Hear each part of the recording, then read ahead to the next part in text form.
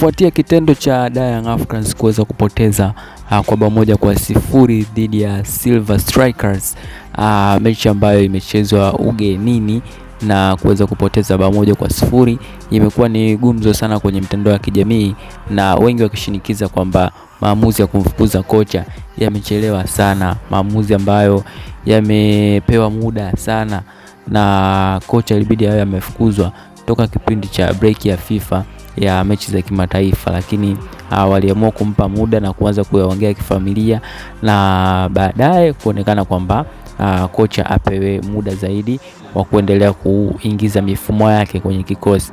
Lakini pia wengine wanasema kwamba bado kocha hana mbinu na hana mifumo ambayo pengine wachezaji wanaweza wakaicheza vizuri na kupata matokeo, na imetokea kwa sababu matokeo timu inapata kwa shida sana, na hii mechi pia imekuwa kichagizo kikubwa sana cha kuona kwamba Yanga wanakwenda kupotea kwenye direction ya masuala ya kimpira, kutokana na mpira ambao wanacheza na aina ya pinzani ambao wanakutana nao.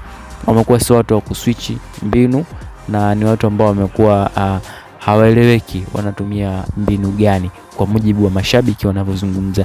So nimepitia posti ya Hans Raphael, amesema kwamba ni muda mchache ambao ni muda mrefu umechukuliwa sana kuweza kumfukuza huyu kocha ambaye sasa hivi anagharimu klabu ya Yanga, kwa sababu matokeo mabaya yanaweza ukaja kuyapindua au pengine ukaja ukaongezwa zaidi. Kwa hiyo ni kitu ambacho pengine unatakiwa kuwa makini nacho zaidi.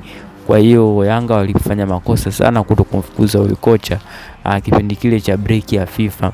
Walikuwa na muda mwingi sana kuweza kutafuta kocha na kuweza kufanya mawasiliano na makocha mbalimbali, ili kuweza kuona namna ambayo wanaweza wakapata mbadala wake na wakaendelea kufanya vizuri kwenye michuano mbalimbali.